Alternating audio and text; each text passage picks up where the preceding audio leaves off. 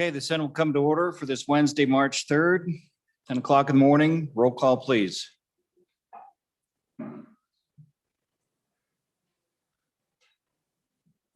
Roll call for Wednesday, March 3rd. Anderson? Here.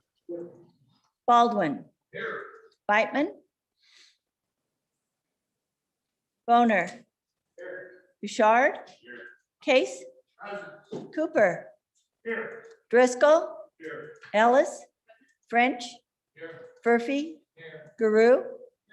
Hicks? Here. Hutchings? Here. James? Here. Kinski? Here. Kolb? Here. Cost? Here. Landon? Here. McCune? Here. Nethercott? Here. Pappas? Here. Perkins? Rothfuss? Excused.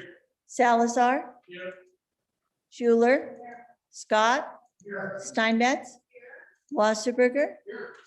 Beitman? Excused. Excused. Perkins? Excused. Excused. President Dockstader? Here. 28 present, 2 excused. Thank you.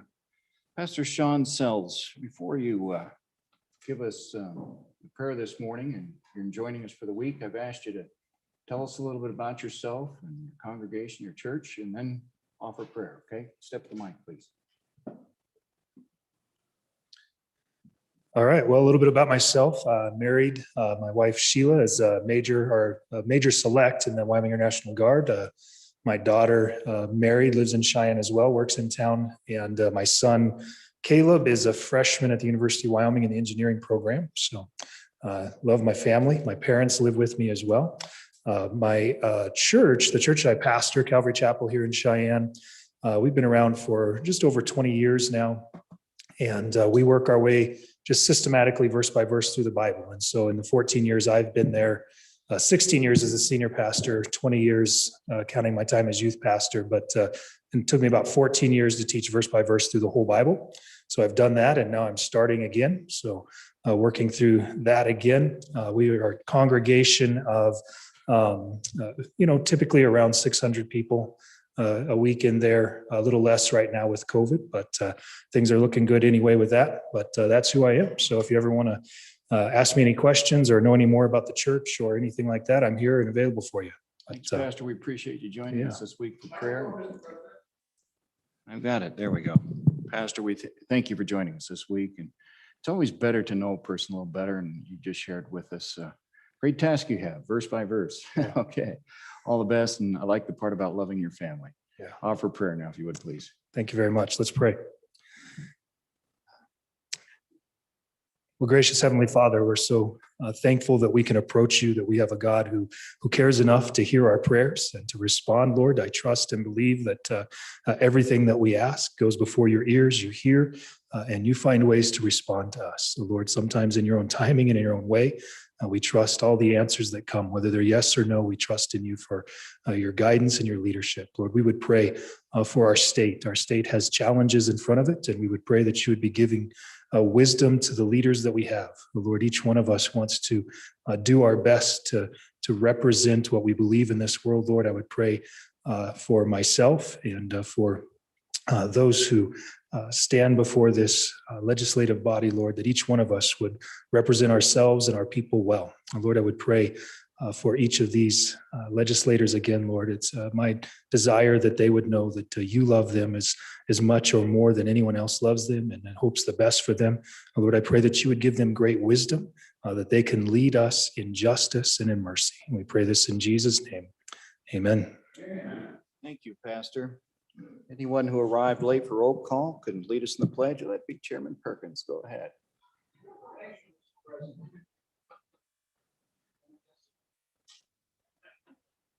Pledge allegiance to the flag of the United States of America and to the republic for which it stands, one nation, indivisible, with liberty and justice for all. Thank you. Reading correction approval of the journal. Will the reading clerk please read the journal committee report? Mr. President, your Journal Committee reports that the Journal of March 2nd, 2021 has been read and recommends that it be approved. Senator Cole, the chairman. Are there any objections? There being none, the report is adopted. New business for the day. University of Wyoming Family Practice is still available to assist if needed at 307-214-4508. Again, Pastor Sean Sells at Calvary Chapel, Cheyenne is our chaplain for the day. Today in Wyoming history, today in 1884, Buffalo was incorporated. Quote for the day by Henry David Thoreau. Many men go fishing all of their lives without knowing that it is not fish they are after. Session status, today is the last day for Senate files to be introduced per Senate Rule 4.5.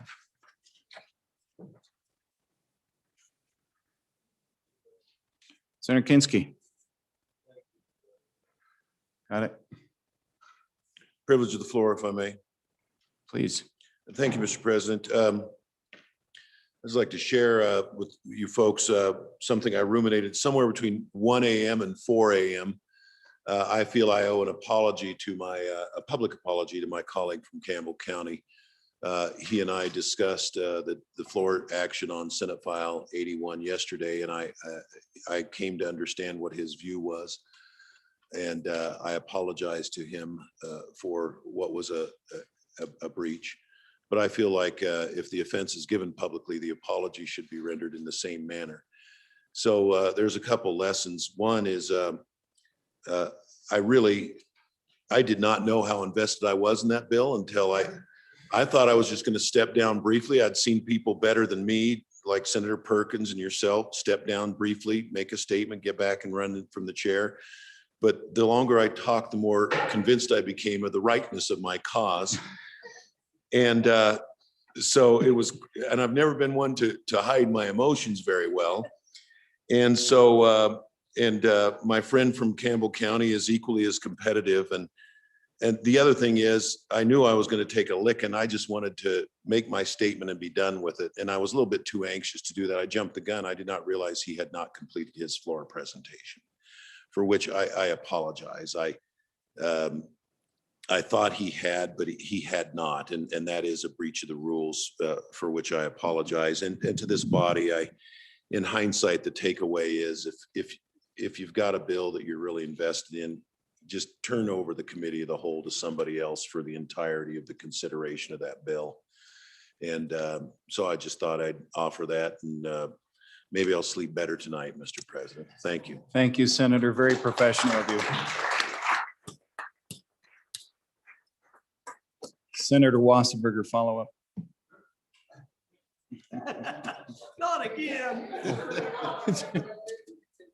Yeah, and I even asked you to stand where the camera could find you, and you're doing that. You know what? Apology accepted, but I would like to discuss very quickly that over the years, I have enjoyed watching professional sports.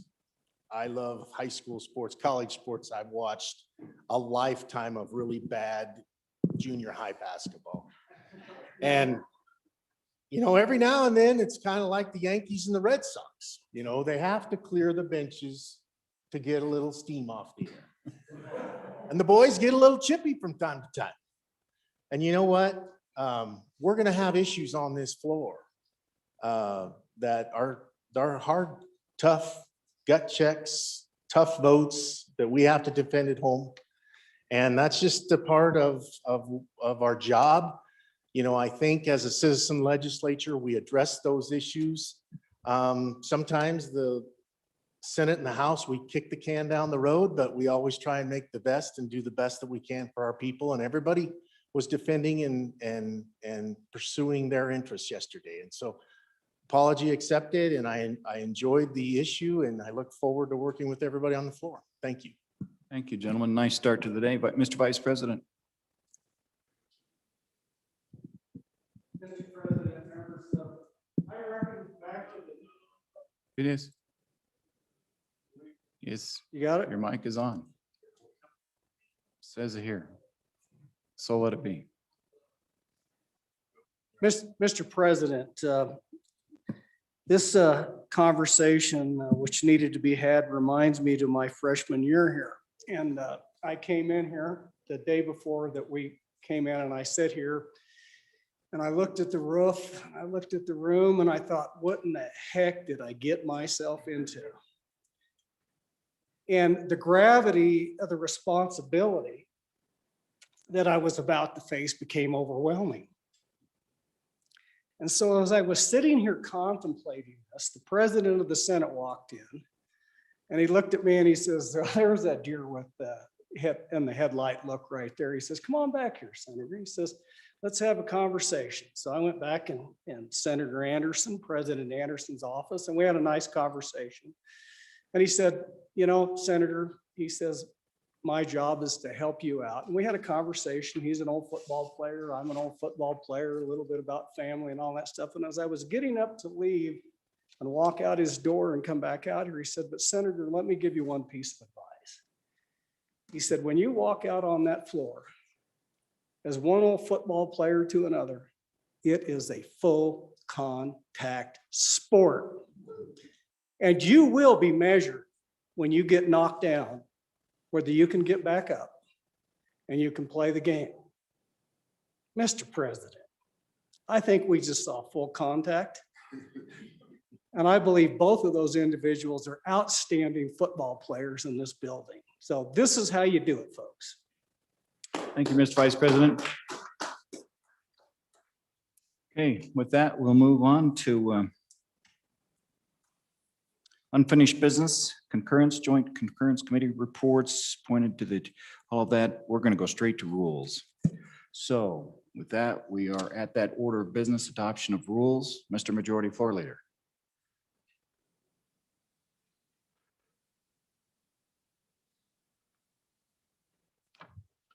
Go ahead.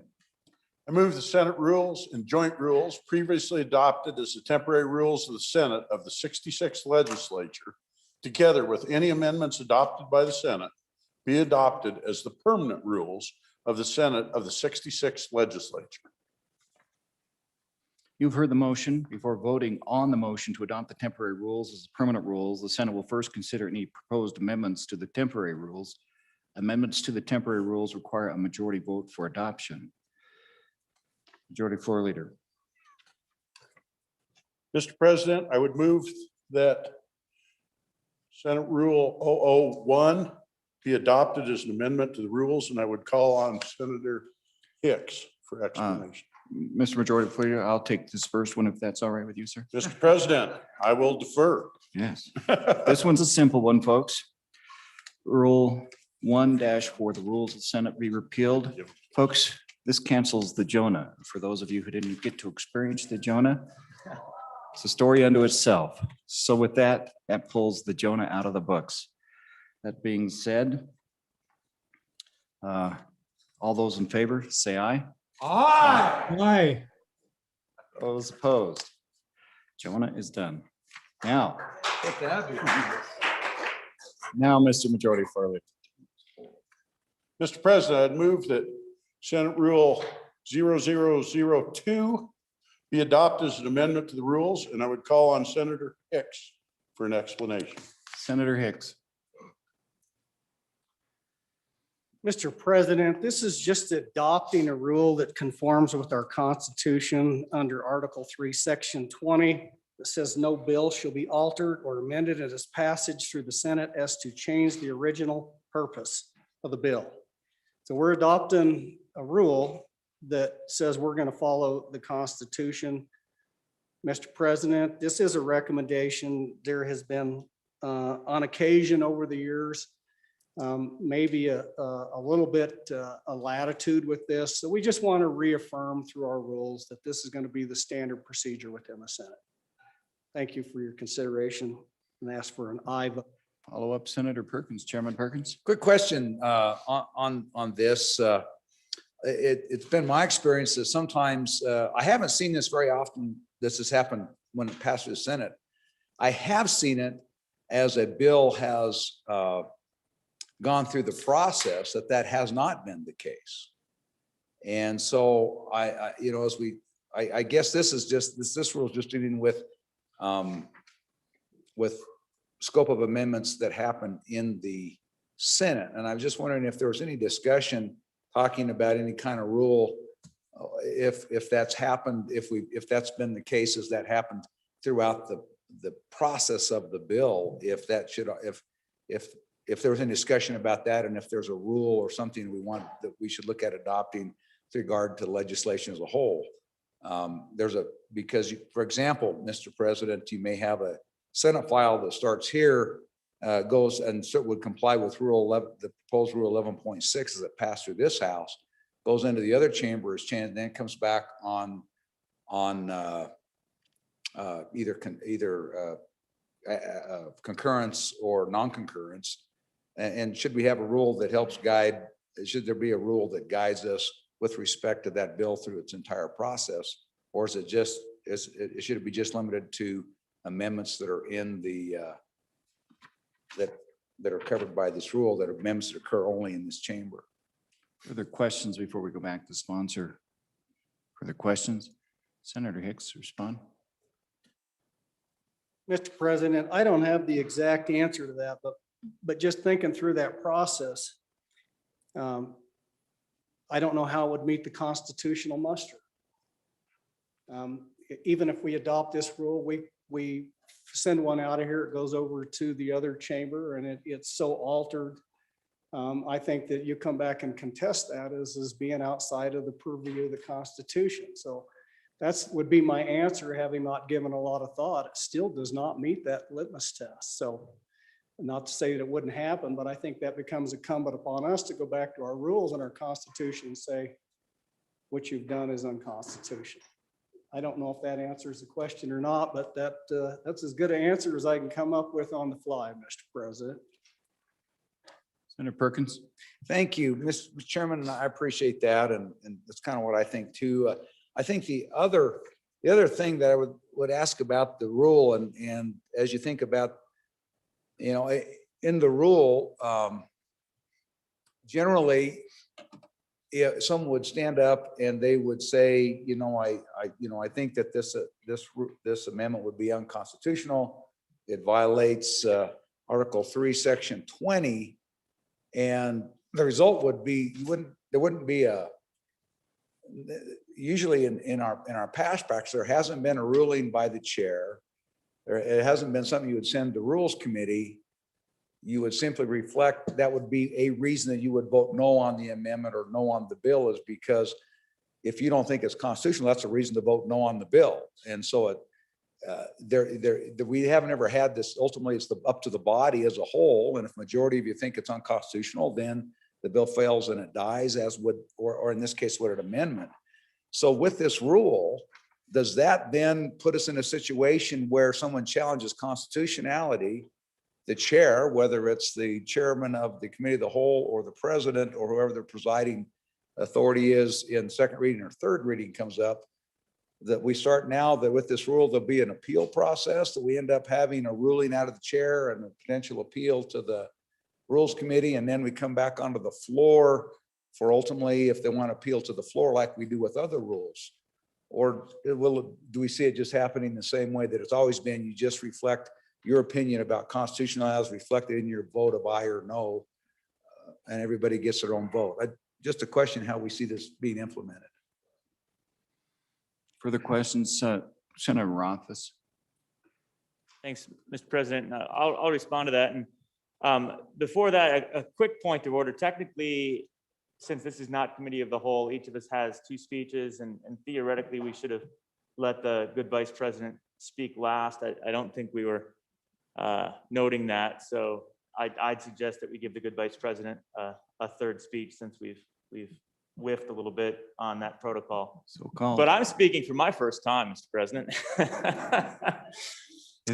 But responding to the good senator from Natrona County, it's a really interesting point. I don't think that as drafted, this necessarily gets us purview over making an objection to the chair if the transgression was down at the other side instead of here. This is actions that would be taken on the floor. So obviously standing committee amendments, even if something happens in committee, it can be challenged as a a point of order if this rule passes.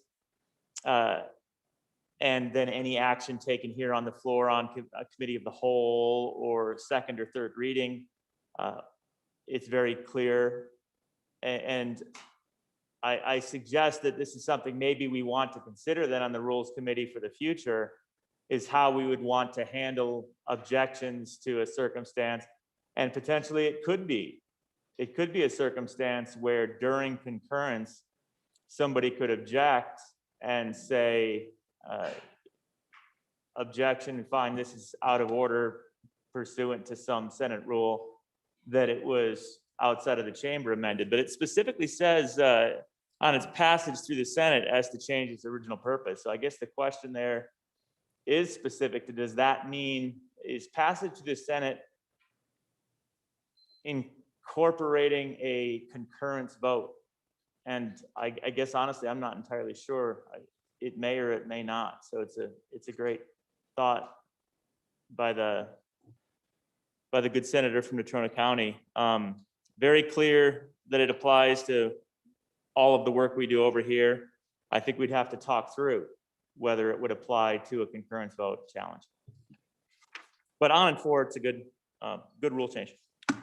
Thank you. Senator Rothfuss, any further discussion? Further questions? Chairman Scott.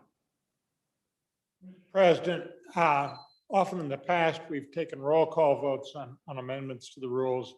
Is that required at this point? Yeah, the final roll call in the script is after we're all done speaking, so yes. Oh, so it'll be just required on the final. If it's just required in the final, I request the ayes and nays on this one. Okay, thank you. Further discussion or questions? Ready for the question? Question is for you, Senate Rule 2 amended to the amended rule, Senate Rule 2. All those in favor, take the roll call, please. There we go. I knew I was going to get to it.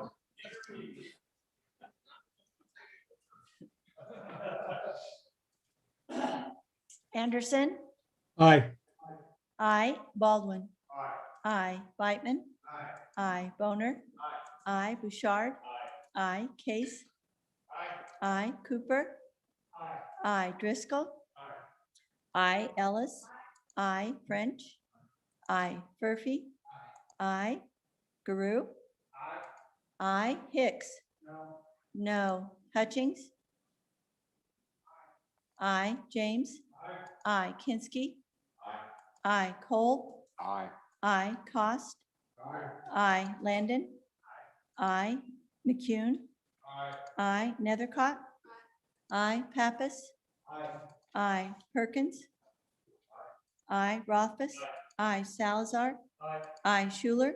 I, Scott. Aye. I, Steinmetz. I, Wasserberger. I, President Dockstetter. Aye. Aye. Closing vote.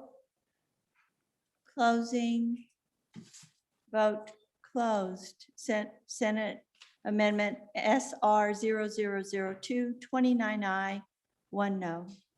SR 2 has passed the Senate. Before we move forward, let's clarify, would the body prefer a roll call vote on the first one too, if you feel comfortable? Okay, we're going to move forward with the voice vote on that one then. Majority Floor Leader. Mr. President, I'd move that Senate Rule 003 be adopted as amendment of the rules, and I would call on Quarterback Hicks for the explanation. Senator Hicks. Mr. President, just a little clarification here is when I played football, I had no finesse. Wasn't necessarily what we would call today a skilled position. Well, Mr. Vice President, you noticed I lacked finesse in that last roll call vote, so please proceed. Mr. President, Senate Rule 4-5 is we're going to repeal the old rule and recreate it with just a small caveat there. 4-5 deals with introductions of bills and then just kind of clarifies So if we go to 4.5 on the introduction deadline, it's for the introduction of bills during the general section. It does not apply to the appropriations bill. Subsection A, no bill shall be accepted for consideration after 12 noon or at noon on the 12th legislative day. So the way that will work is you have to have all of your bills into the LSO before the 12th day of the legislative session. All right. Now, we can always suspend our rules, and this is the next precision, except by consent of 2/3 of the elected members of the Senate. Then we could suspend that and still introduce a bill after that period of time. Bills that have been drafted and signed and submitted and are accepted by the LSO still have to be approved by 12 noon on the day for consideration within the cutoff deadline. So keep in mind the process as you submit your bills. LSO has to get them drafted. You got to get your scope sponsors out there. And then once that happens, you file that bill. That's the deadline that we're talking about here. And you have to do that by the cutoff hour, and that cutoff hour, let me see, is going to be 12 noon on the date of the cutoff for the bills for consideration. Subsection B goes down and establishes that, says no bill shall be considered for introduction after 5 o'clock on the 12th day. So you have to have them in by the 10th day. They have to be signed and approved with all your co-sponsors by the 12th day for consideration. Again, even under that section, due to Masons, if we, for whatever reason, deem necessary, through a 2/3 majority vote, we could suspend that rule and still move that forward. Now that I've completely confused everybody, Mr. President, with that roundabout discussion on this, call for the question. Well, let's see if there's any discussion first. This is to amendment number 3 to Senate Rule 4.5. Oh, Senator Anderson and then Senator Perkins. Let's go, Senator Anderson. You're on your own mic. Mr. Chairman, how will that work with this session? I think we're on, what are we on, 10 or 11 today? And so that deadline is coming right up. Are we going to have a rule change for that, or does that apply to this session also? Wait and take the next question. Senator Nethercott, did you? Okay, Senator Perkins. So a couple guys, one is today's the 12th day under the calendar. So, and if we pass this rule, today's the last day for bills on introduction, which I think is what the calendar is anyway. But the other question I have is, so under B, we said no bill shall be considered for introduction after 5 o'clock PM on the 12th legislative working day, except with consent. And then in A, though, you have no bill shall be accepted for consideration after 12 noon of the 10th working day. What's the difference? What's the difference between, I know what introduction is, but how broad is it? Or when we say consider, I'm not exactly sure what consider means in this context. Is that, I don't know if that, it would seem to me, does that mean we can't do committee of the whole? Is that, I mean, what does consider mean, consideration mean in the context of A? Let's see if there's further questions. We'll go back to the sponsor. Further questions, discussion? Senator Hicks, take a shot at this.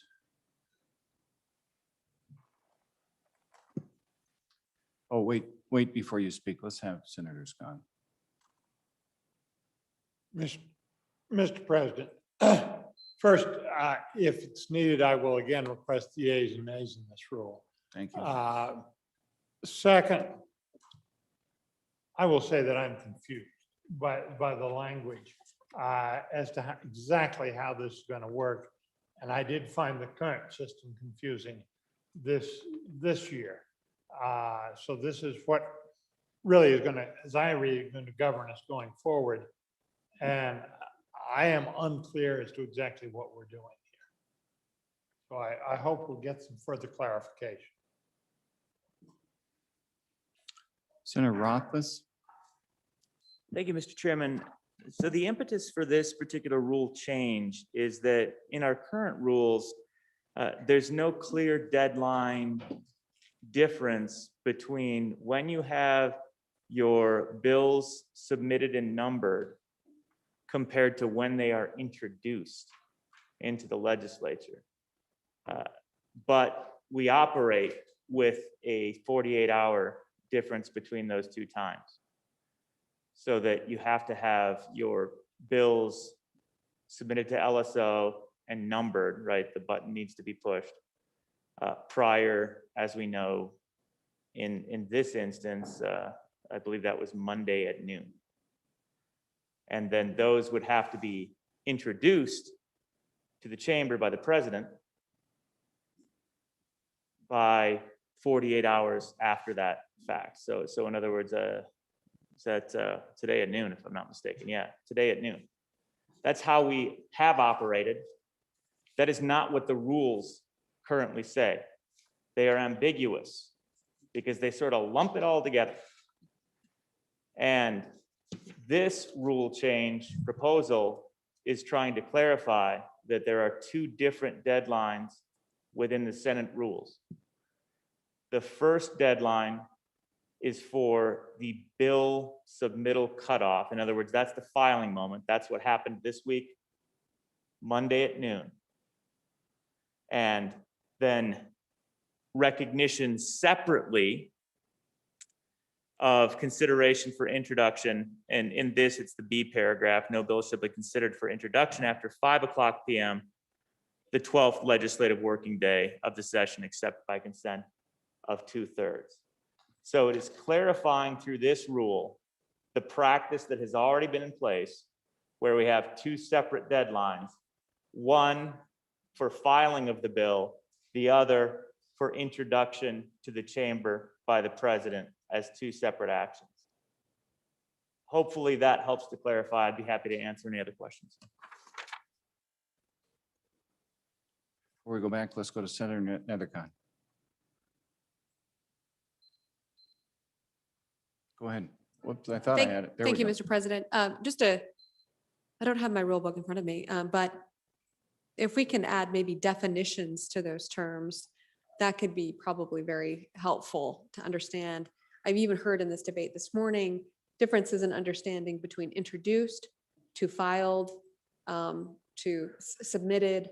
And so I think definitions, probably a little bit more work, and we can really get this honed down. And I think the conversation is good. I think the effort's good. And I think that there needs to be further clarity. But probably providing definitions so we're all operating under the same terms with the same meanings. Thank you. I think we're getting some clarity behind the bar. Let's go ahead to Senator Beitman while that happens. Thank you, Mr. President. My question goes to paragraph B and the need for that. I get A, we have to have our bills in by a certain time so we can see what's out there and see what we're working with. My question is why the time constraints with how soon they get introduced and read in? And I guess it goes back to the definition of what we're calling considered for introduction. Is that just the president reading in the bill, or is that debate on committee of the whole? And so that needs to be clarified. But I'd also like a question as to, is this a scheduling issue? Does this push thing, do we need this for scheduling purposes? Or is this an arbitrary date that we're setting 48 hours after when we number our bills to get these bills introduced? So I would appreciate an answer on that. Thank you, Mr. President. Thank you. Before we go back to you, Senator Hicks, let's go to Senator Perkins. Would you like to do a follow-up with us? Go ahead. Thank you, Mr. President. I stepped out, the director of LSO who, brought to my attention. And so just clarifying a couple of things. One is that some of this new language in 4.5 is actually, was just pointed out to me, is actually parallel with Rule 13.2, which has to do with, which we already use in our budget session for the budget bill. And so we've used this language before, and just, and he clarified to me additionally, so which helps me to understand consideration in this context is just simply the fact of numbering the bill by LSO. And so what we're saying here in A is that our rules, Senate rules, and therefore this will be binding on all of us as senators and on LSO as our staff, that you will not have a bill numbered and therefore will not be able to be considered. So this consideration in this context simply means the process of having a bill numbered so it can come up and be considered by the body. It'll basically, this will be a hard cutoff at the LSO so that if you're trying to get a bill submitted and approved and your co-sponsors and all that lined up, this is the deadline to do that. So when we talk about in the context of a bill accepted for consideration, this is our rule and our instruction to LSO that will not, there'll be no Senate files that will be numbered after this deadline. And therefore they'll not be considered unless you come back and suspend the rule by 2/3 vote. In 11.2, in the budget session, that requires unanimous vote to do that. And this section only requires a 2/3 in a general session. So that helps me. I understand this now when we talk about consideration. It's language used in another rule, but I don't know if that helps. It may not, it helps me with my confusion. At least I understand now what this paragraph talks about that.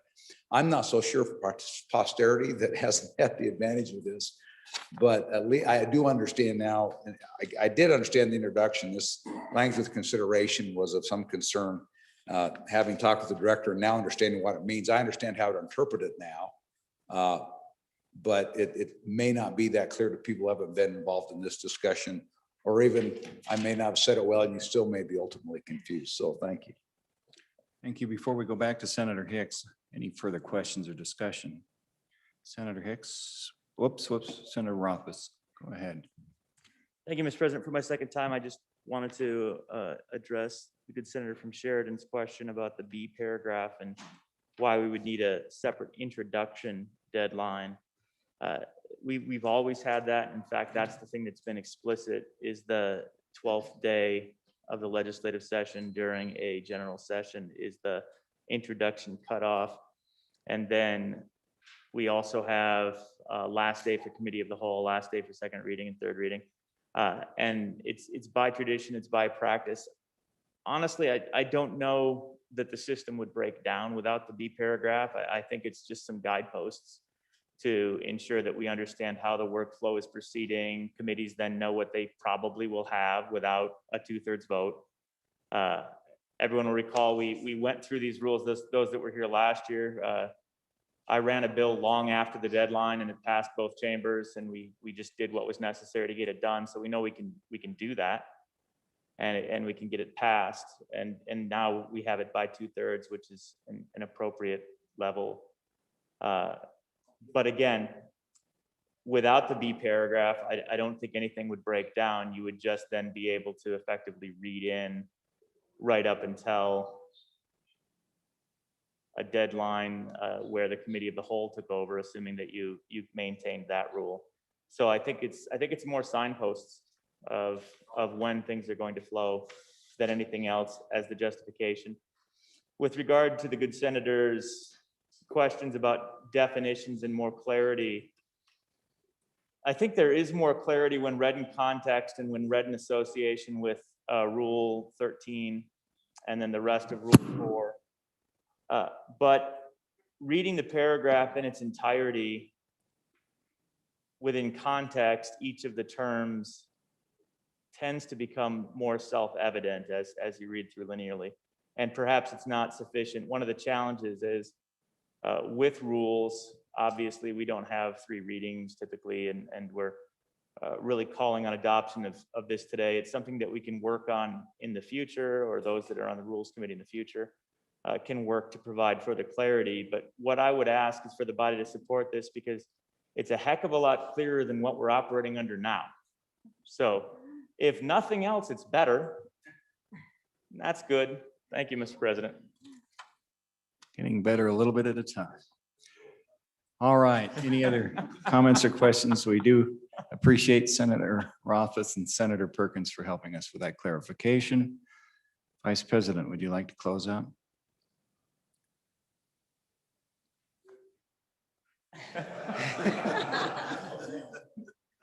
Mr. President, trust me.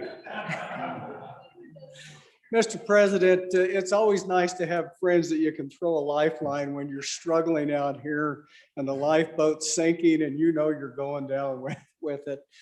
But this does clarify the ambiguity in our current rule. The House adopted a similar rule to this, and it really does help out LSO.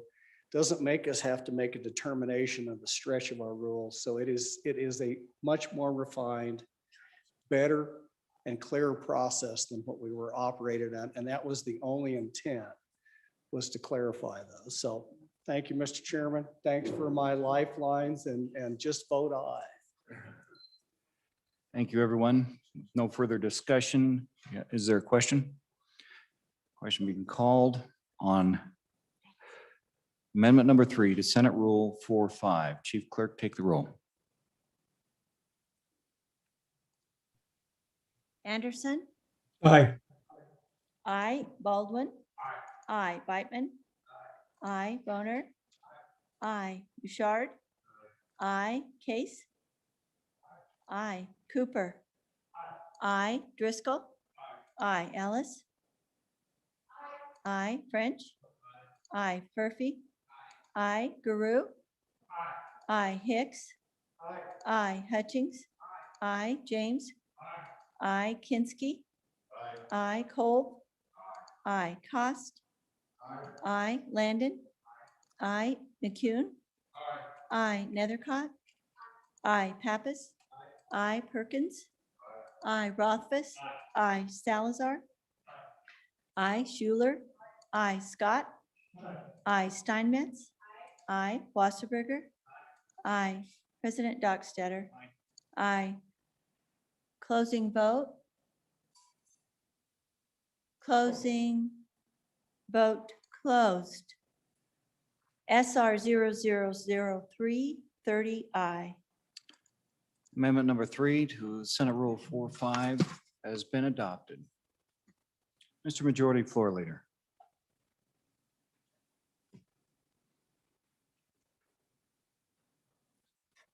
Mr. President, I'd move that Senate Rule 0004 be adopted as amendment to the rules, and I would call on Halfback Kinski. Senator Kinski. Thank you. Thank you, Mr. President. This rule is an attempt to align our interim committee rules more with what is modern practice. Our default practice historically has been that action by committees just required just a quorum of the committee. And the more modern trend is that you need to have the assent of a majority of both the House and the Senate for a joint committee to take action. And I just refer to Mason's in that regard, section 658. Historically, committee members vote individually, not by houses when voting in joint committees. In a more modern practice for voting in joint committee, the members vote by houses, a quorum being present, and such vote carries only upon favorable vote of the committee members of each house. So the idea is sometimes this is an issue in committees, sometimes not. We've had issue in the past in appropriations in particular, where because the House has 7 members, they always outnumber us on committees. And so we've had issues where it was a 7-5 vote, 5 senators no, 7 House members yes. And this is in December. And those issues linger until the last 2 days of the session when they finally get resolved, when we're down here having pizza at 11 o'clock at night. And so what we're trying to do is get to where we push those issues to get resolved earlier on in the process. So a lot of it is appropriations. It's not exclusively appropriations. So to understand how we're proposing to go about doing that, turn to the backside of these rules, and I want to start there. So what we have is a joint rule with the House that historically has said in 17.1 that subject to subsection B, the standard rules for joint interim committees are in Appendix A. And those rules set a quorum controls, not a majority of both sides to take action. Then subsection B of the joint interim committee rule says subsection A, that is referring to default, won't apply when a joint interim committee adopts alternative rules as its first meeting. Then appendix A defaults to a quorum. So we propose to modify the joint rule as follows. Subsection B says, we add a sentence, adoption of alternative rules by a joint interim committee under this subsection shall require a majority vote of the appointed members from each house serving on the committee. In other words, you can't adopt, if you're going to adopt alternative rules, you have to have the concurrence of both the House and the Senate. You want to adopt alternative rules.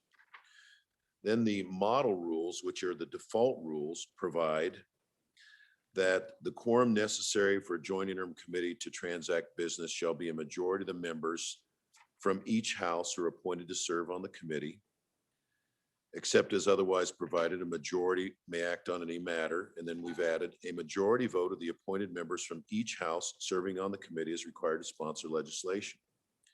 A majority vote of the appointed members from each house serving on the Joint Appropriations Committee or another joint interim committee considering the General Appropriations Bill or the State Capital Construction Bill is required to approve amendments to draft bills.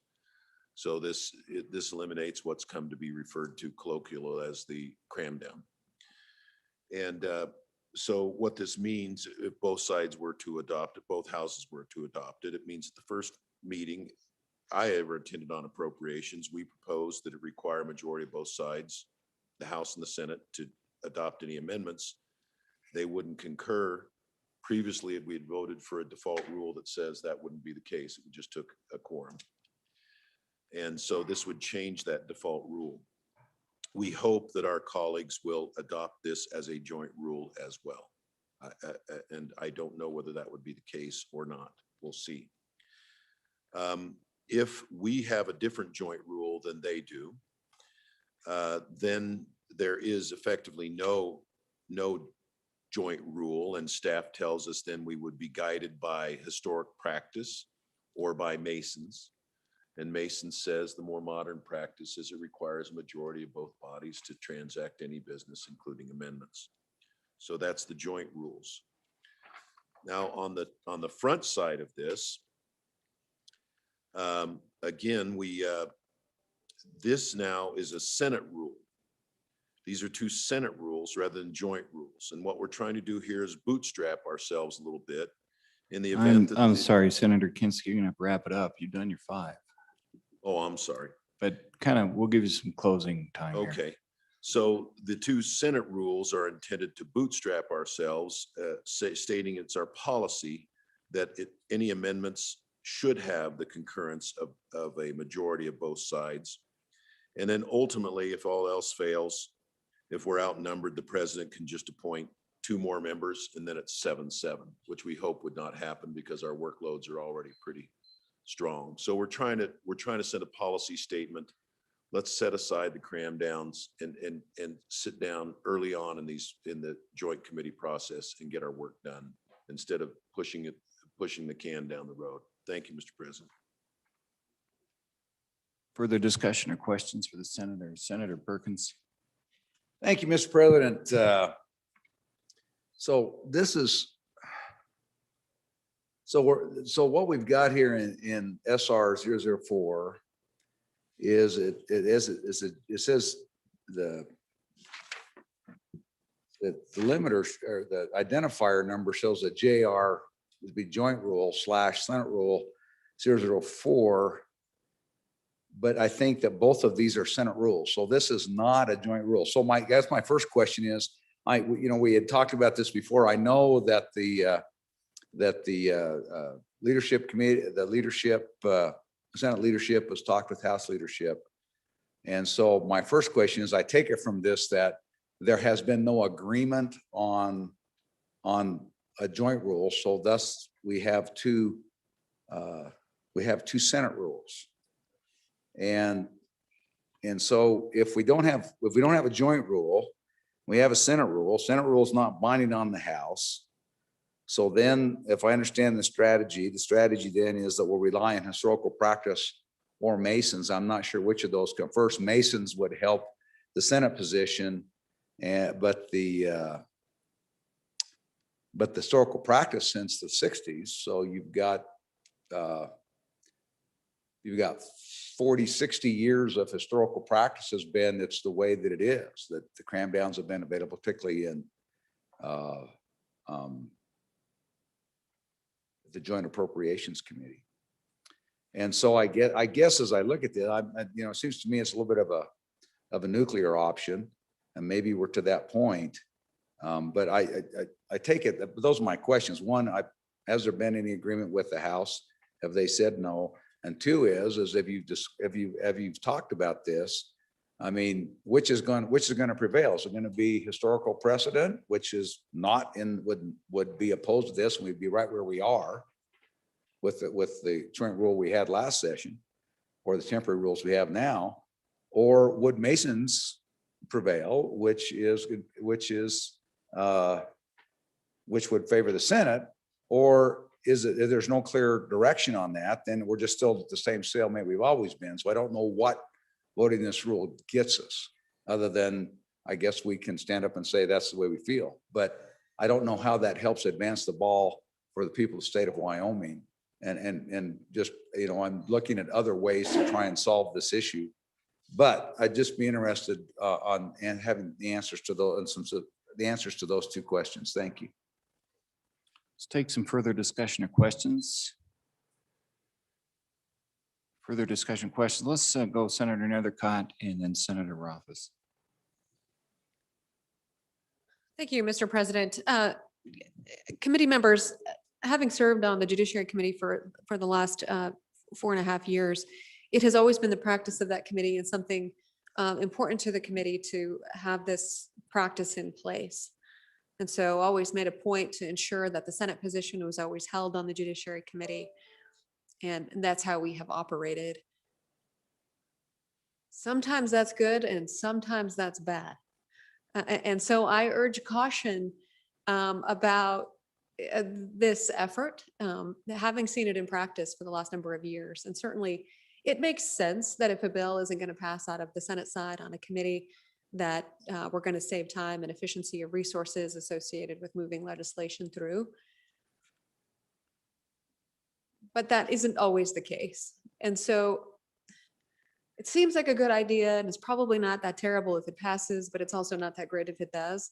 And so just recognizes how it does tie the hands of committees in their work, and it's not always the greatest result. And so, I just be realistic about what we're accomplishing here. If it gets us where we want to, having served on a committee that's had that practice in place for, again, the last 4.5 years, that it is what it is. It's not particularly overwhelmingly a useful tool. Senator Rothfuss. Mr. President, I'd see if there are any other questions, and I'll try to answer some questions. Okay. Further questions before we go to the minority floor leader, Senator Bidman. Thank you, Mr. President. On and for the rule change. To me, it corrects what I've seen since I've been in office is, the cram down and the heads they win, tails we lose kind of proposition. And it prevents our friends at the other end of the hall from stacking committees to, obviously get their way and enforce their will upon us. Going back to the issue of Masons versus historical precedent, as new members, we're always told you can't tie the hands of future legislatures. And to me, the historical precedents argument goes against that, and it does tie our hands because it's the way we've always done it here. Therefore, you're stuck with it. I much prefer having the Masons, which is a clear-cut rule book of what the rules are, and those don't change. Historical precedents does change. So I think that would be my question. How does that historical precedents jive with you can't bind the hands of future legislatures? So hopefully somebody can answer that for me. Further questions before we go to Senator Rothfuss?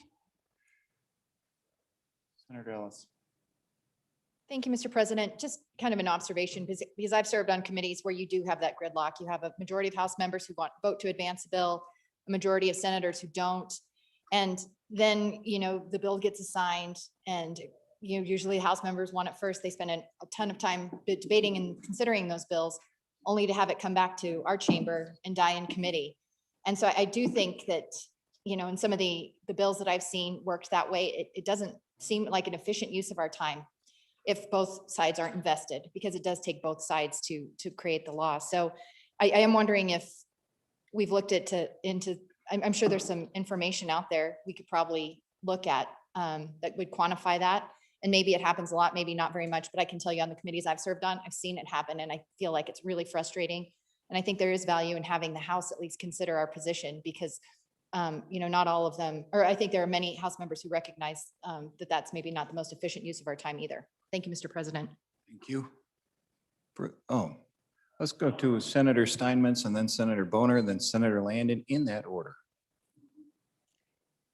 Thank you, Mr. President. On and for the rule change, having served on a committee that is very diplomatic, and we have a great, good Ag Committee chairman, and we have good relationships there. And then one that's a little bit, it's still very good relationships, good folks to serve with, but it seems that we're not quite on equal footing. And so it's important that when we come and we bring our ideas, they're considered usefully, and that we're moving forward as a group. And I just would like to see us have more teamwork and have more equal footing for our ideas to be considered, and have a few less crime downs. Thank you, Mr. President. Senator Boner. Thank you, Mr. President. On for the rule change, and just there's reference to the Ag Committee, and I guess my perspective is some interims, it's appropriate to require approval of both chambers. If you're going into a general session where the committee is going to be going into a budget session where the committee is going to be the same. But obviously, if you're going into a general session, not only do you have a lower standard, you don't have to get to that 2/3 majority introduction vote, but also you have different committee members. So it is possible, it is possible that you don't necessarily need support of both chambers, because that the committee makeup may be different. So I like the flexibility of this rule change. It still accomplishes a very important goal of ensuring that we, on some committees, very important committees, there's a tendency to want to game the system and not just negotiate in good faith and resolve your differences as soon as possible, which is still, after being here for almost almost 6 years, it's infuriating for me to see that happen as a tactic, as a negotiation tactic that never happened in the private sector.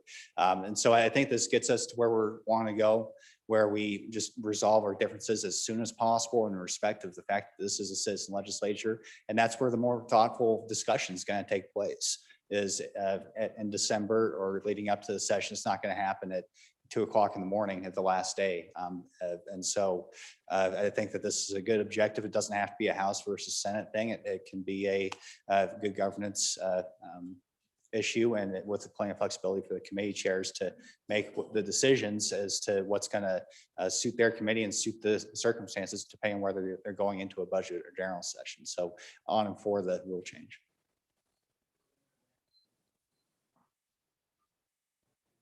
Landon, go ahead. Thank you, Mr. President. I share a little bit of the concern of the two chairmen on the other side of the room who have spoken. I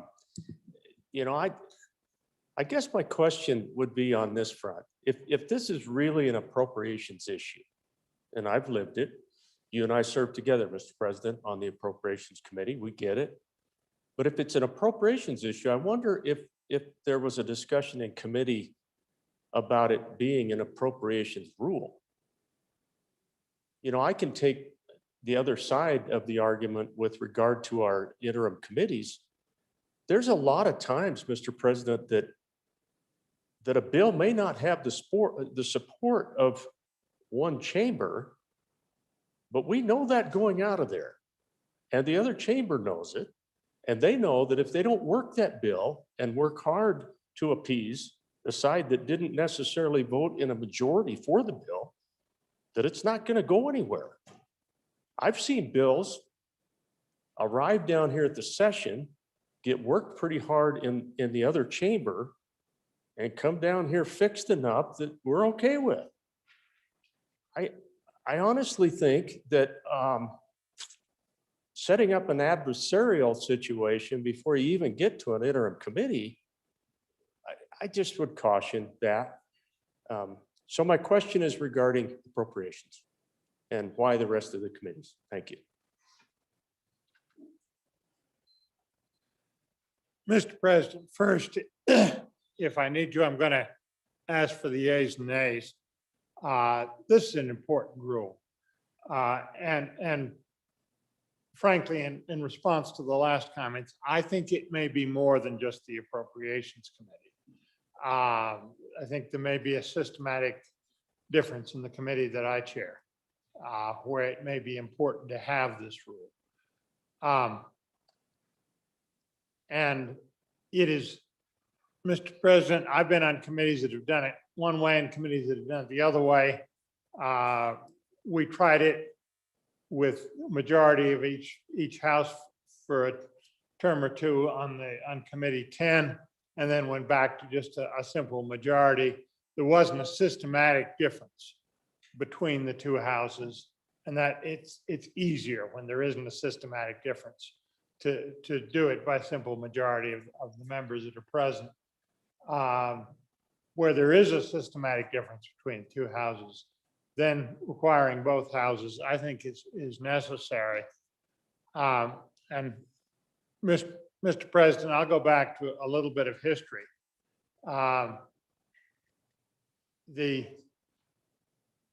For a number of years in the 70s and 80s, Committee 10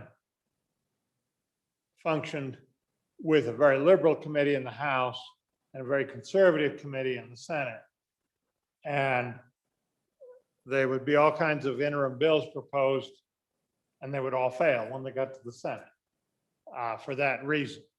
Been much better to have gotten the differences resolved earlier in the process.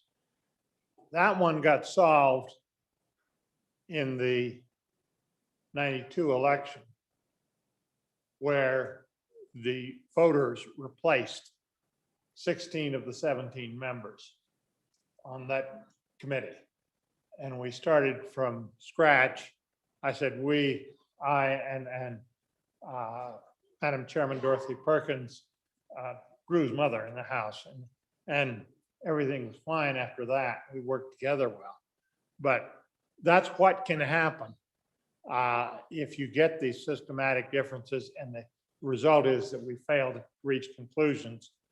Mr. President, I think this rule, if we can get the other side to agree to it, will lead to getting the differences resolved earlier and therefore resolved better. So I think it's worth a trial, but I would urge all the members that there is an ultimate judge of this, and the people do know how to solve a problem like this if they get it.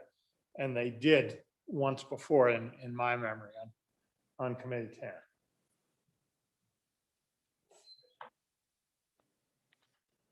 Mr. President, thank you very much.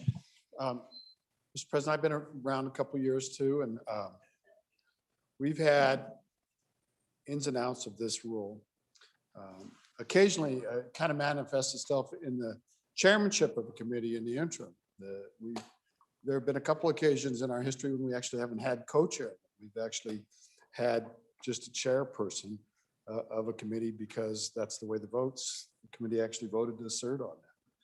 But I'd like to speak against this rule, Mr. President. And I guess the reason is, and I've had committee members, good colleagues that I respect very much on this floor, be upset about this rule in terms of operating of a committee I chaired, and really be upset that perhaps tax measures might move in the House committee or might move in the House, but they wouldn't move here, and we're not going to let it move forward. Well, I speak to keeping things alive for a while. I actually believe that letting things percolate in our process is a desirable thing. It's not pretty, and it does sometimes make for pizza at 11 o'clock at night on the second to last day. But it is thoughtful, it is deliberate, and it brings people along, because we all have to be brought along.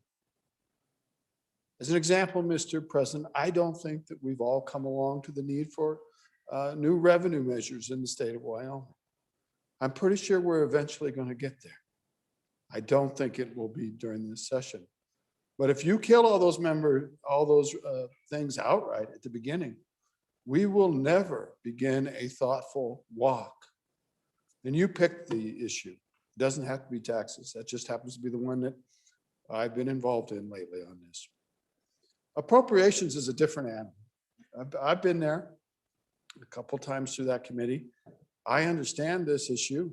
And I would be more supportive if I felt that this was entirely limited to the Appropriations Committee. I think it might be better if we stack the committee to the same number of members. And we could do that. I think that's fair aboard. But I hope we don't pass this rule. I hope we don't go down the road of deciding everything at the first brush. I hope we remain on a road where we're going to wander, we're going to respect each other, and we're going to be thoughtful and let our friends down the side. And in the case of revenue, they're charged with introducing the revenue bills by the Constitution. And I think that if we shut their power to do that down from the get-go, that's kind of a constitutional twist, Mr. President. Not fair. So I hope we can be open-minded. Thank you, Mr. President. Good discussion today. Chairman Perkins. Oh, Senator Nethercott, go ahead. Thank you, Mr. President. One challenge that I experienced under these rules in practice was when I had one member of the Senate missing. And so, as what happens, they're gone, unable to make a meeting. And so just discussion for the body, when there's only 5, it makes a pretty delicate balance. And so can anyone speak to what happens when there's only 4? How that majority works if it's a 2-2 vote?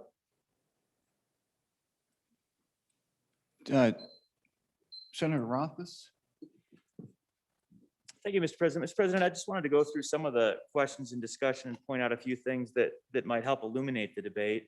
And I appreciate the debate. And I think really both sides, all the discussion is relevant. And this is something we should give some thought to. But I wanted to provide a little bit of additional clarification on how this is constructed. One thing I'll point out, Mr. President, is that the Joint Interim Committee amendments, which you see on sort of the backside, 17 Joint Interim Rules, and then the appendix, that is an attempt to amend the joint rule, but there, to our knowledge, is not any mirrored proposal over on the other side, and it would be unlikely that this would be mirrored, so it would be standalone. So getting to the question of what happens then, it's our understanding that it would rely on historical practice and Masons, but that translated largely to nothing would change, is the most likely outcome, that the default position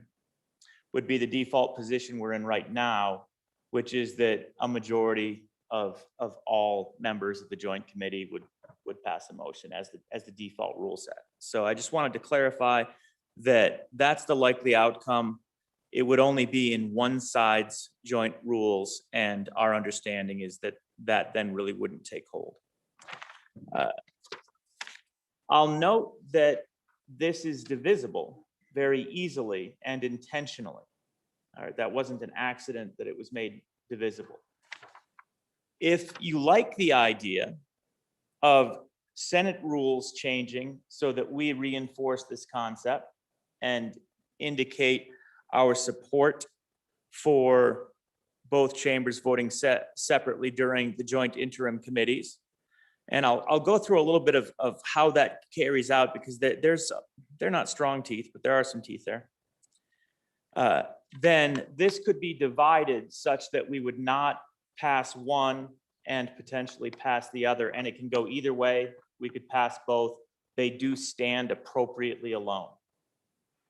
If we just passed the joint interim committee changes and did not pass the Senate changes, nothing would really happen. It would just be a signal of, hey, we like this better, but nothing would change. So long as everybody understands that they could be voted upon separately, it is a clean division, they stand alone.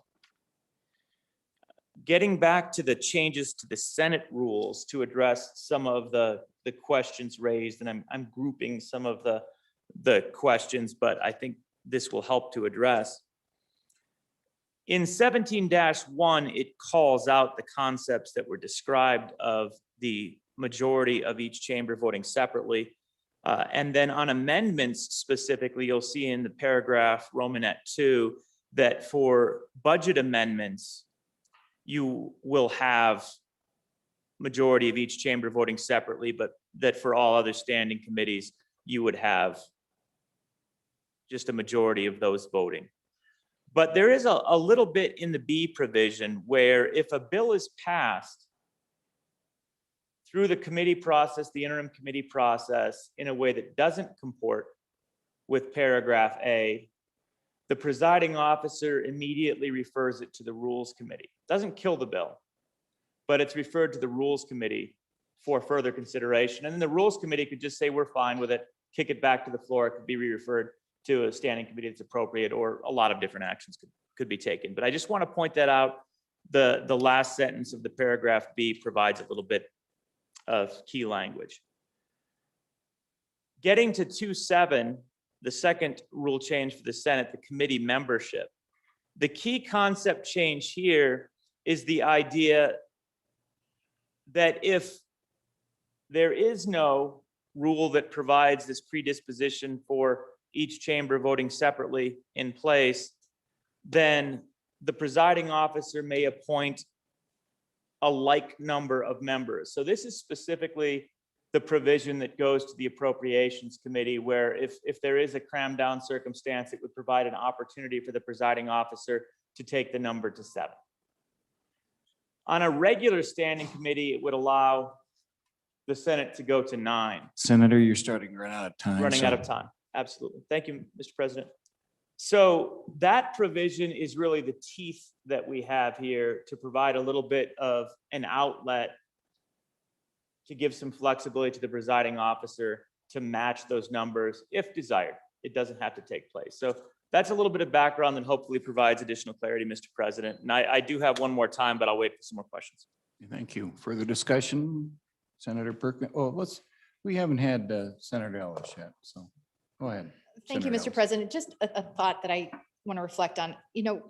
Not every bill is contentious, but certainly there are bills that I've seen in committees I've worked on where, an idea is brought out, and I think there's a sentiment among House members that why do we even need to worry about or House members worrying about what the Senate thinks?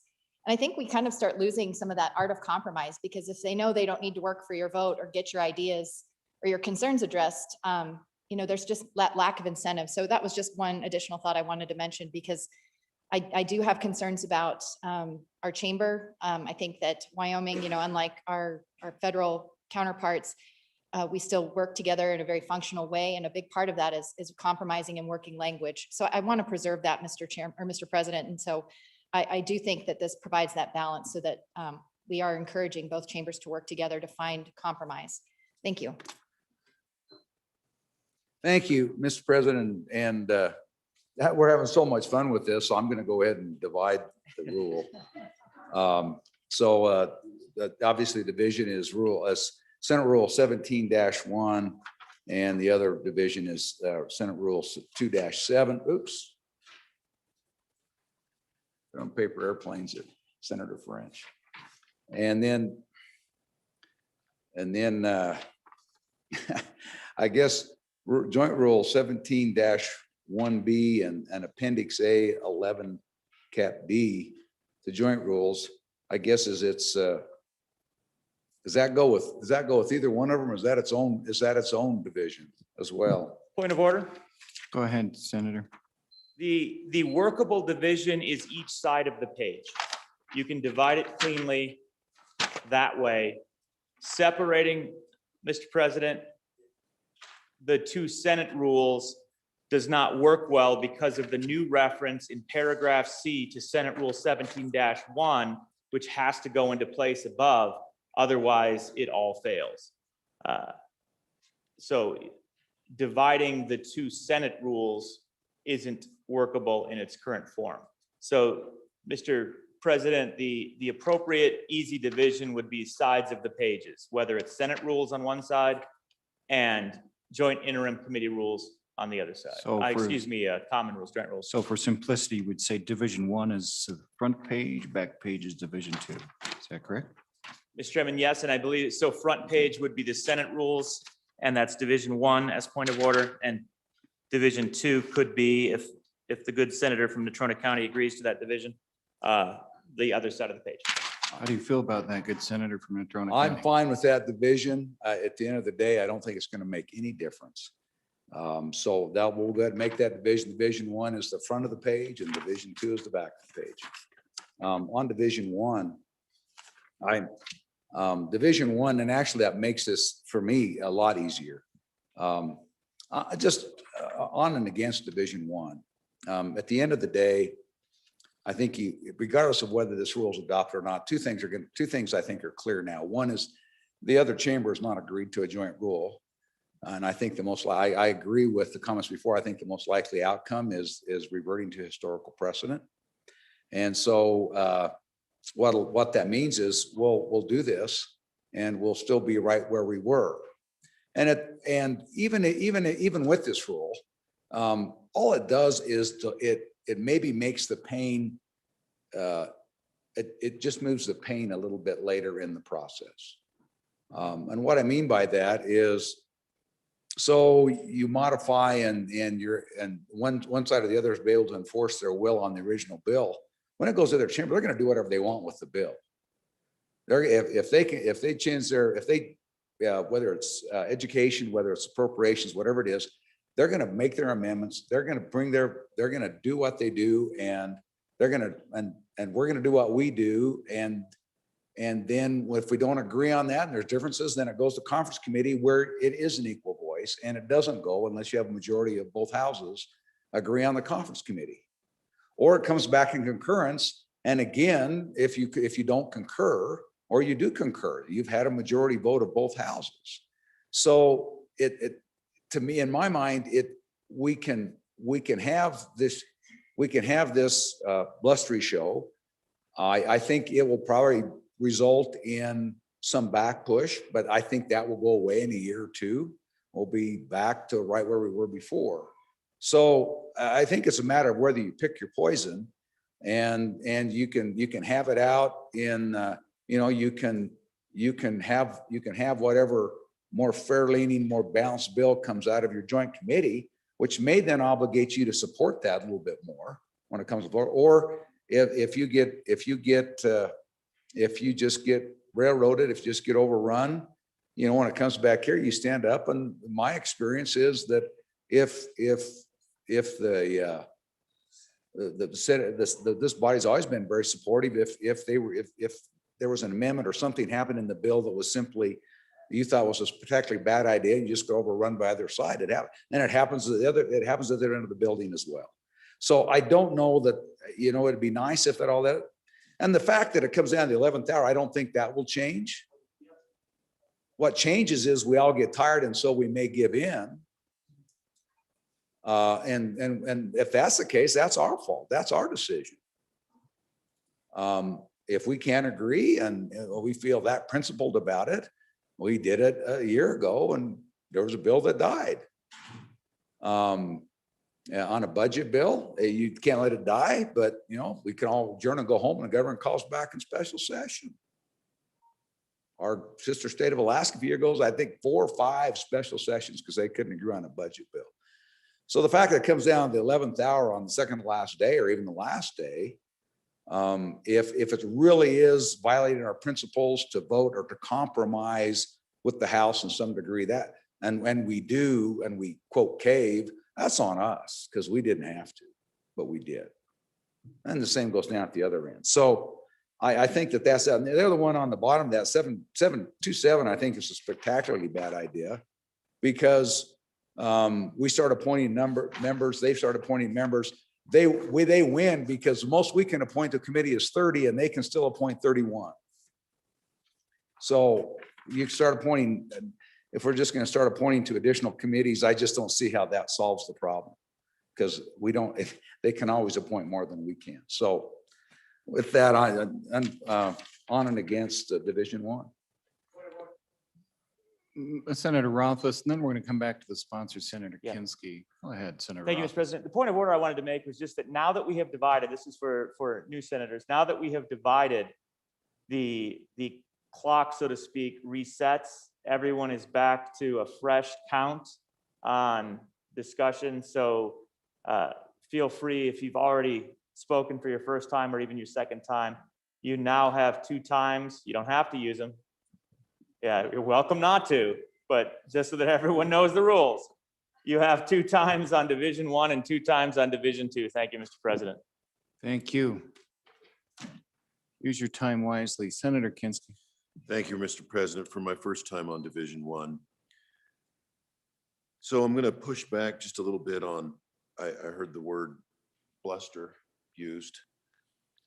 And I heard somebody in a stage voice say, well, you know, it's just going to get worse before it gets better. I don't think that's the case. Is this for all committees at all times on all bills? No, it waxes and wanes. Has it gotten better on appropriations? It has. But these discussions, I'm not leadership, so I'm on the periphery, but I've had conversations with leadership about how it's going. Our president, Doc Stetter, is not the kind of guy that's going to go into chest bumping on these discussions. It's been very collegial. And they've been receptive to some aspects of it. They're just not quite ready to agree on a permanent rule for the next 2 years. Because that's what we're voting on, a rule for the next 2 years that will be permanent. And so we've seen some prior experience, and again, in appropriations, that we tried to get a rule to get rid of the cram down and couldn't agree. And so then the default was the cram down went on. And that was the rule for 2 years because we as a Senate had adopted that rule. And so where does this get us is the question. It just gets us of record. It gets the conversation ongoing with our colleagues. I would anticipate fully, I can't say for sure, but I would anticipate fully that before we adjourn, we're going to be back here talking about this rule again, because I believe some sort of accord will be reached by our president with our House colleagues, that everybody recognizes it's in our best interest to come to some kind of accord. That's not been possible before this deadline for adoption of permanent rules that will be in place for the next 2 years. There's no bluster. It's all very collegial. And so I think we can count on that continuing this way. Plan B is that we simply adopt the rules we've got now, which leaves us nowhere as well. It leaves us to where the cram down goes on, because we have concurred to that in the permanent rules for the next 2 years. So this simply gets us of record saying this is what we think is the right thing to do. Let's have the conversation. Thank you, Mr. Chairman. Thank you. Okay. Chair rules the division is appropriate. Are we ready? Vice President. Go ahead. Mr. President, and just give you my thoughts on this thing, because I do think this is a tremendously important discussion. But I hearken to my colleague from Fremont County and his conversations about this journey and this trip that we have with our colleagues on the other side. And you know, if we're going to have that journey or that trip, we need a vehicle to continue that. This is a vehicle. So if we don't do this, we will continue that trip, but you don't know where you're going, folks. You haven't established a destination point as to where we want to get to. And that's what this does. It provides us, number one, a destination point that we can have a conversation about. This is where we would like to get to with our colleagues in the House. It also sets in motion the process. This is part of the journey that we think we should have.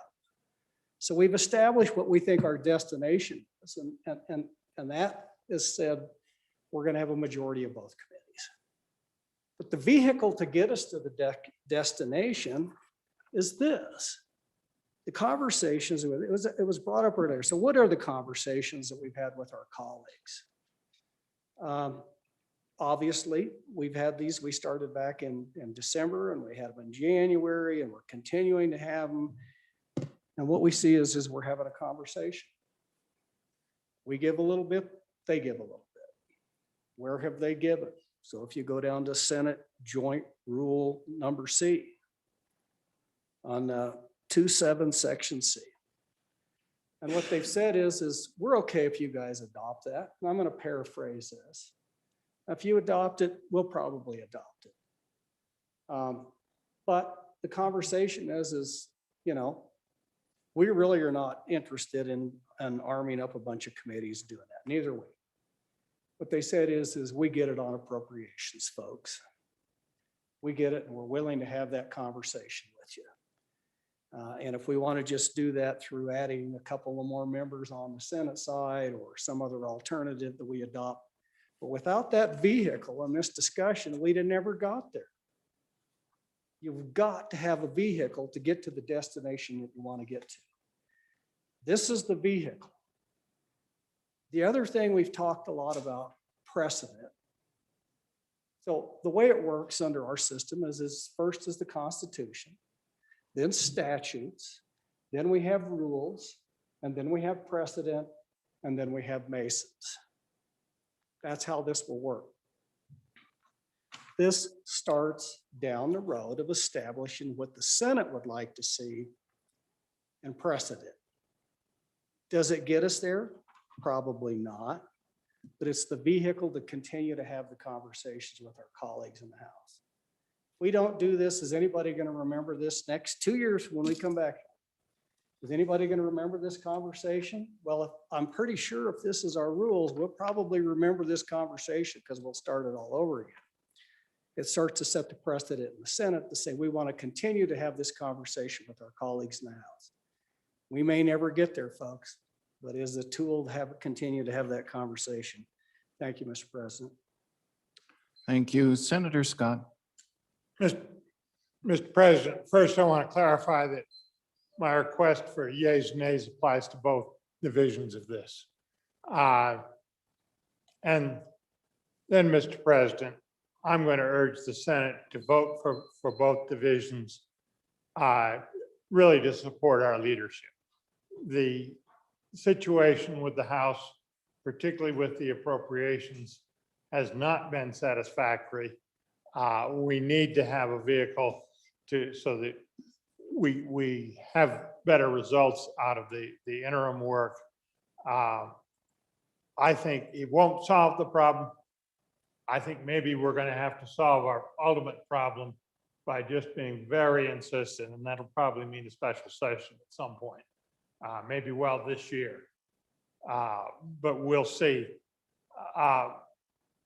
We have to make progress, and the leadership thinks that this is a vehicle to make progress. I would urge the Senate to support them. Further comments? Ready for the vote. For clarification, folks, we're on Division 1 of Amendment number 4 to Rule 17.1.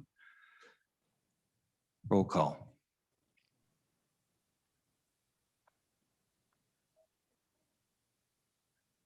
Anderson. Aye. Aye. Baldwin. Aye. Beitman. Aye. Boner. Aye. Bouchard. Aye. Case. No. Cooper. Aye. Driscoll. Aye. Ellis. Aye. French. Aye. Murphy. Aye. Guru. Aye. Hicks. Aye. Hutchings.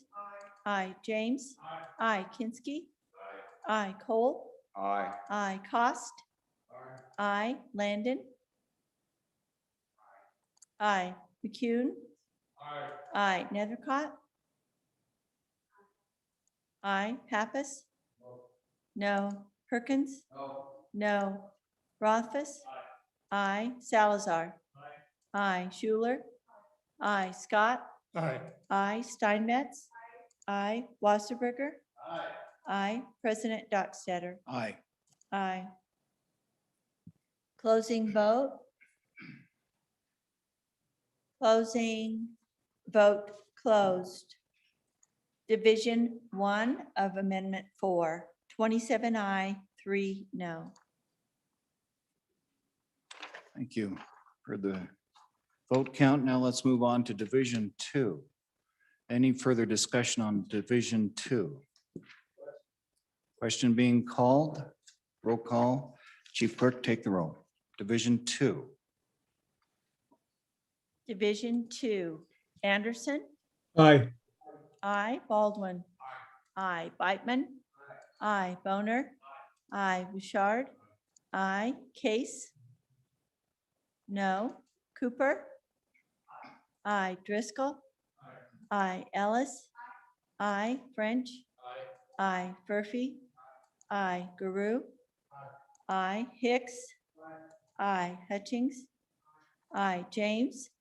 I, Kinsky. I, Cole. Aye. I, Cost. I, Landon. No. McCune. I, Nethercott. I, Pappas. No. Perkins. No. Rothfuss. No. Salazar.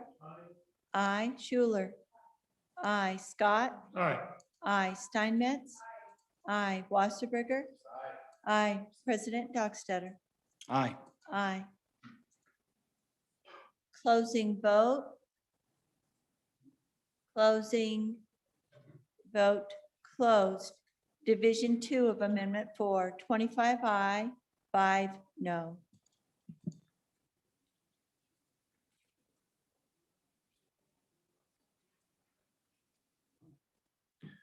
There being no further amendments, the question is, shall the temporary Senate rules and joint rules as amended be adopted as the permanent rules of the Senate of the 66th Legislature?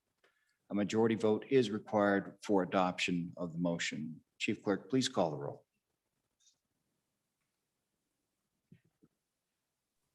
Anderson. Aye. I, Baldwin. I, Beitman. I, Boner. I, Bouchard. I, Case. No. Cooper. I, Driscoll. I, Ellis. I, French. I, Furphy. I, Guru. I, Hicks. I, Hutchings.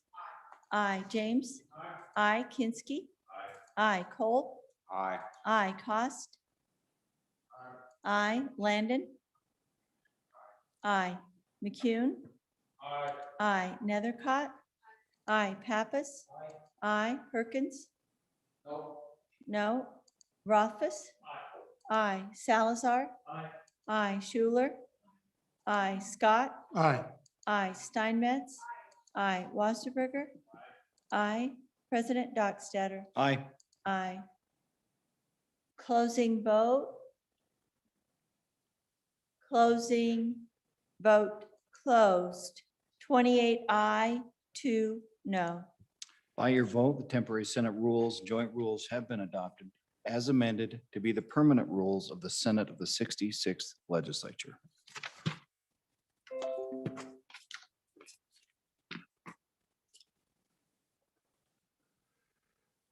Introduction and reading and reference of bills. There is one to take care of this morning. Senate File 150, first reading of the bill. Senate File 150, Death Penalty Repeal, an act relating to crimes, offenses, and criminal procedure, sponsored by Senator Boner. Senate File 150 is referred to Committee Number 3, Revenue. Reports from standing committees. March 2, 2021. Mr. President, your Committee Number 8, Transportation, Highways, and Military Affairs, to whom was referred Senate File 7, Autonomous Vehicles, respectfully reports same back to the Senate with a recommendation that it do pass amended.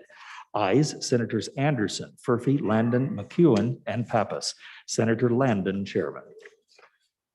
March 2, 2021. Mr. President, your Committee Number 2, Appropriations, to whom was referred Senate File 93, WICHE Repayment Program, Veterinary Medicine Students.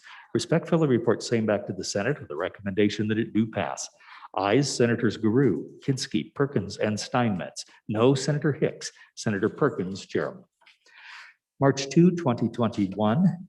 Mr. President, Committee number 2, Appropriations, to whom was referred Senate File 3, Automated Vehicle Identification Systems, respectfully reports same back to the Senate with the recommendation that it return without recommendation.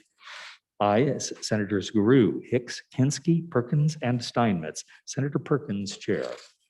March 3, 2021. Mr. President, Committee number 5, Agriculture, State and Public Lands and Water Resources, to whom was referred Senate File 122, Wyoming Agriculture Authority, respectfully reports same back to the Senate with the recommendation that it do pass amended.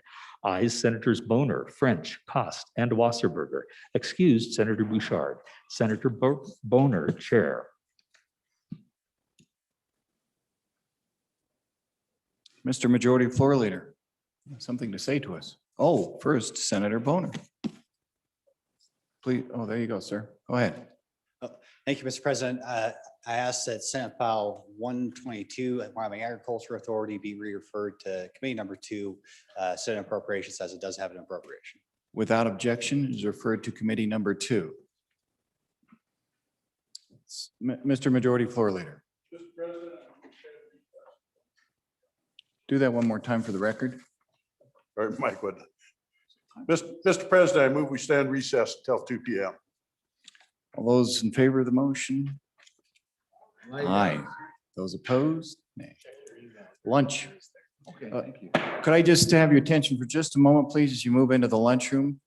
The lunch crew, the wonderful people that work back there will serve you so don't go past that table if you would, please. They'll serve you your lunch as you move into the main dining room area. Mr. Majority Floor Leader, did you want to have any discussion with the chairs? I did. I think you were going to call for that, but yeah, we'd ask for all the committee chairmen. Yeah, let's do that. And leadership to go to the president. Could we have a moment in the president's office? Thank you. With chairman? Sure. All the committee chairs, yep. What do you need, Senator Nethercott? One more thing, please, before you leave. Any announcements before we leave, please? Senator Nethercott.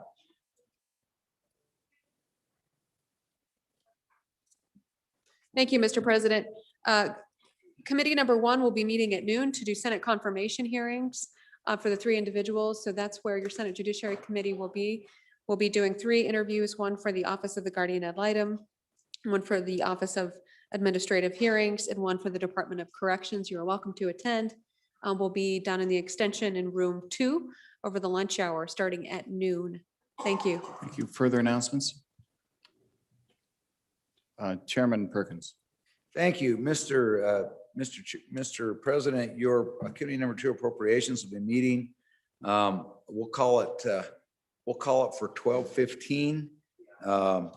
It was supposed to be on noon recess, but we'll call it at 12:15 because of the chairman's meeting. It will be meeting room E301 and online to take up the consideration of the following bills. Senate File 118, Emergency COVID-19 Relief Funding. Senate File 119, Investment of State Permanent Funds. Senate File 120, Investment of State Non-Permanent Funds. Senate File 121, State Funds, Investments and Distributions. And additionally, we've got some referrals that we have that we'll take up, which those escape me. We had, I think it was 122. 122. We'll take up the referral 122. Thank you. Thank you. Further announcements? Any further announcements? Okay. Mr. Lunch. Chairman? Oh, Mr. President? Anderson, how do I miss you all the time? Go ahead. I don't know how you do it. No. Mr. Chairman, your favorite committee, Minerals, Economic Development and Banking, will meet today at noon in, let's see here, W004 and online. We'll hear bill numbers, Senate File 99, Senate File 111, Senate File 113, Senate Joint Resolution 2, Senate Joint Resolution 3. Thank you. Thank you. Senator Landon.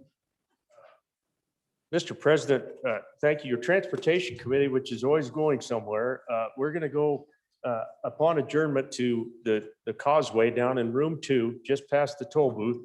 We'll take up Senate File 112 insurance discount for accident prevention training.